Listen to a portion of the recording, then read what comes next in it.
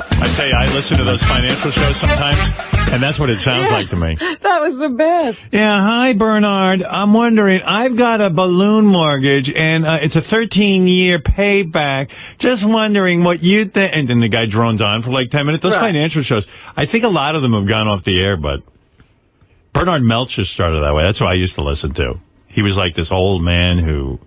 I don't know. You loved him. Well, yeah, because some engineer told me who used to work with him that Bernard Meltzer would eat sardines with his hands during the show, and that just fascinated me.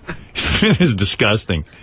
And then, I don't know, like I would listen to the show, and the guy, I guess the guy, I don't know what he did in the financial world, but suddenly he became like he pawned himself off as a real estate expert. Right. And then all of a sudden, people started calling him about other things, which he had absolutely no expertise in. But he would answer anyway? Oh, absolutely. I had no idea what he was talking couldn't about. Stump him. Oh, but when they would call him with that financial advice, and I mean, it just sounded, it was, hello, Bernie. That's right. And that's what he sounded like. He sounded like an old Jew, like Georgie Jessel, That's right. What can I do for you, darling? Bernie, look, my husband passed away. I'm so sorry. I'm going to send you a Bernie Meltzer t-shirt. Well, as I was saying, thank you for the t-shirt. Do you think you have two, Bernie? 2 t-shirts for the young lady, and you'll get those after you hang up. What? After you hang up. I'll get them, the t-shirts? After you hang up, darling. What was your question again?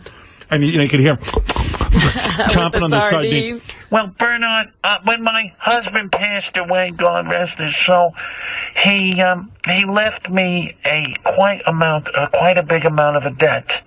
How big a debt are we talking about, darling? Over $100,000. Oh my goodness, that's very irresponsible of him. He was a good man, but he was not good with finances, Dr. Meltzer. Then they started calling him Dr. Meltzer. I remember that. Yeah, I'm telling you, every day I listened to this show, I thought I was going to jump off a cliff. My life was so lonely. Dr. Meltzer was my friend. Well, Dr. Meltzer. Yes, darling. You're such a wonderful man, and I love your T-shirts, and I'm going to wear them proudly. But when my husband died, and in addition to the debt, he did leave us an assumable mortgage. We owned properties, and it was a rental property with a residence below. I understand. Tell me more. And in the residence, we had a tenant. The tenant stopped payment on his balloon mortgage, which affected my balloon mortgage. So you had double balloon mortgage, and you had many, many different payments to your, and your husband left you $100,000 in debt. Is that correct? That's right, Dr. Meltzer. On top of that, the interest is compounded at a 10% rate. You pay 10% rate? That's a good. And on top of that, what the fuck? Oh, my goodness. And the thing, okay, so the guy knew a little about finance, I guess, or real estate, but then he became a whole expert on love and... Right. Life in general. My daughter married a man. He was Schwarzer. Darling, I'm going to have to hang up on you. You say a black man? I'm sorry, Dr. Meltzer. I shouldn't have said Schwarzer. Dr. Meltzer. My husband would roll over in his grave. My daughter married a black gentleman. Yes. Nothing wrong with that. And he is in jail right now. All right. Oh, my God. And Dr. Meltzer, they had 2 babies. God forbid my husband would have found this out. Go ahead. The babies are his? Yes, Dr. Meltzer. We are at our wits' end. We have tremendous debt, and my daughter now is coming to me for a loan. You must never give your daughter any money. It will become an endless pit. Excuse me, I'm eating sardines. One of the babies, Dr. Meltzer, is very light-skinned. You wouldn't know he was black. I understand. Now, listen. Keep that one. What is it? I'm looking at his New York Times obituary. His doctorate was a mail-in degree in philosophy, economics, and finance from an unaccredited school called Columbia Pacific University. Wow. Yeah. And we called him Doctor. Well, all of a sudden, somehow they worked in Dr. Meltzer. So he was Bernard Meltzer, and then he got radio success to a degree. He was on WOR. And so he must have mailed away, so they would call him Doctor. That must have helped. and then we call him doctor. Yeah. I don't think this guy, doctor, I think he needed a doctor. I wonder what this mail order university is. Dr. Meltzer, please. So he is in jail, and I'm just wondering, what should I do about this money my daughter wants? Your daughter will never pay you back. Never pay you back.